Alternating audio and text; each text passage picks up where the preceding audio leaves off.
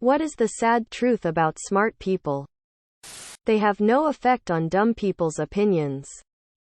Our school system, Australia, isn't built to deal with them. It crushes bright kids down to everyone else's level. The usual solution is just to give them extra work to do on top of the assigned work. When they finish that too fast but to a kid, that's a asterisk punishment. In this way, achieving beyond a certain accepted parameter is quietly discouraged. Expectations. Never learning to study until it is too late.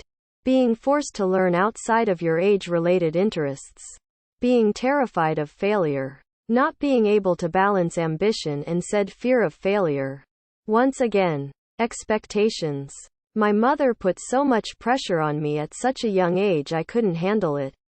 I have done well for myself as an adult, but will never be able to live up to those expectations set by her and others. I should probably go back to therapy. A lot of them are depressed. There's different levels of smartness, and different smart people go about life in different ways. But I think universally young prodigies are typically isolated. They are at a level far above children their age, but are far younger than the people that match intellectually with, lacking life experience. Either way, a young prodigy can't connect with either group. They don't always. https www.youtube.com/watch v=j053csj700. Find ways of living up to their potential. What's a random line from a movie that fans of it instantly know? If you can dodge a wrench, you can dodge a ball. My precious. It's a trap. Righty then. I'll be back. Ogres are like onions. Non-Australians, what's the first thing that comes to your head when you think of Australia? Kangaroos and a voice in my head saying, "You call that a knife?" Road trains. Edit. Road trains, https://en.wikipedia.org/wiki/road_train, WPROV=SFLA1. Answering honestly, the first word that popped into my head when I read your question was Vegemite. The shape and color of the Australia piece on the continent's puzzle in the classroom. The Great Barrier Reef. It's a dream of mine to see it one day. Edit. I guess my dream is dead in the water. Literally. Cry. Pages Sherman 42 Wallaby Way, Sydney. What is a stereotype about weed smokers that you don't agree with? Every weed smoker in media is portrayed as a baked stoner, when it's pretty easy to just microdose or take off the edge. It would be like if they portrayed the King of the Hill crew, drinking a few casual beers by the fence, as stumbling drunks after one beer.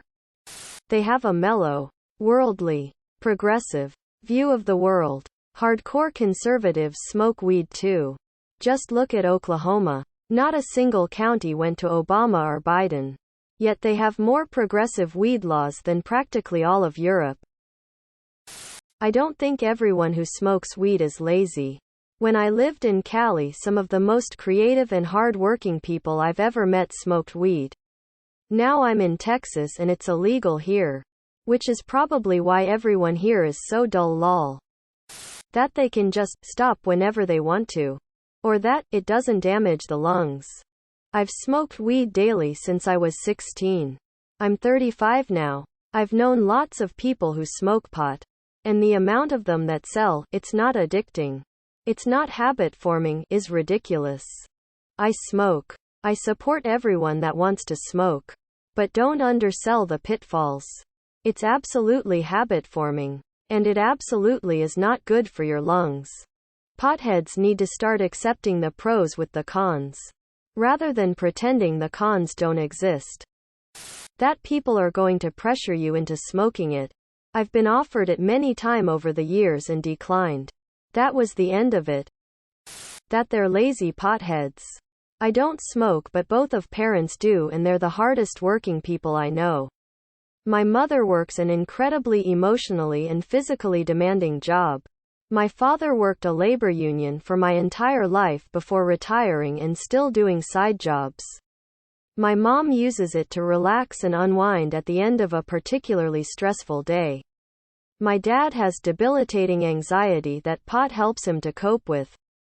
So if I had one issue with the stereotype, it would be that pot is a tool, useful in its own way and much safer than alcohol. What TV show cancellation do you think was undeserved? Almost Human with Carl Urban. Fox pulled a Firefly and rearranged the first few episodes. It had some serious promise. Rome. It was ultimately cancelled to make way for GOT. And a lot of the same people were involved in making both. But man, we were so close to having a detailed multi-character series set in the last days of the Republic, early empire that actually focuses on some normal people rather than just a few elites. Seeing storylines that death with political mob violence, street gangs, the life of a legionary, slaves etc. was so refreshing. We were so close. Almost Human. Pushing Daisies. Anything good on sci-fi. Asterisk Stargate Atlantis. To make way for Stargate Universe. Asterisk. Ironically. Stargate Universe. When it started to get good. Asterisk Dark Matter. Made by the guys behind Stargate. Sci-fi really hates them for some reason. The Expanse.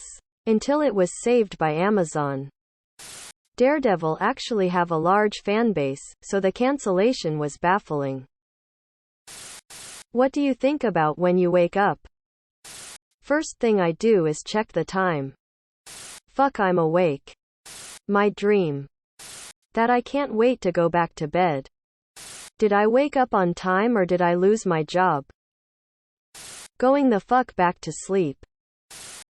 So, April 1st tomorrow. What's the worst April Fool's prank you've either done or had done to you?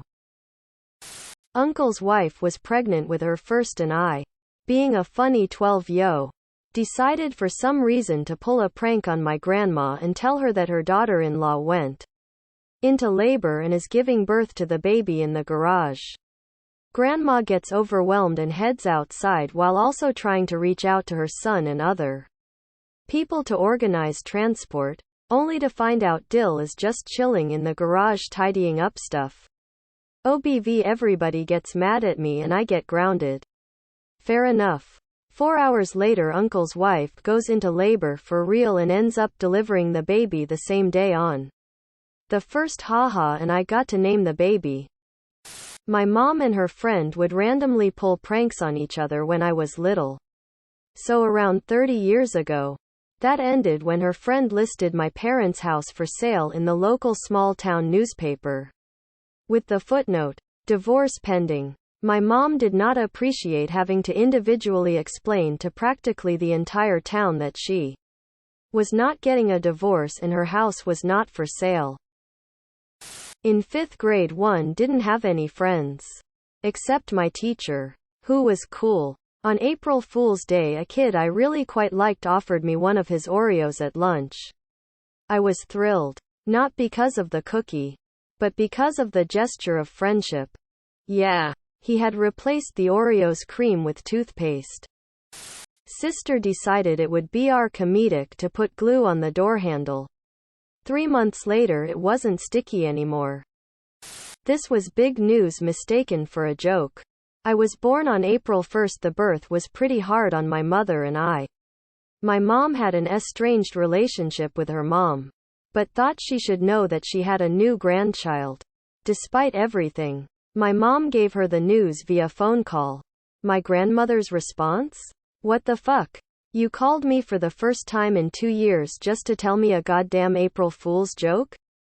You're worthless. Then she hung up. My mother wept. My father called his mother-in-law and told her off, stating that she could visit me after I graduate high school. This tale actually has a happy ending.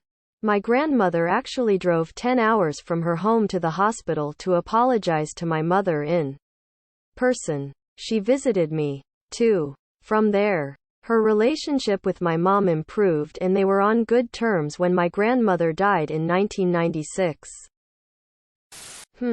Do attempts count? When I was like 15, I tried to tell my mom that I got a girl pregnant.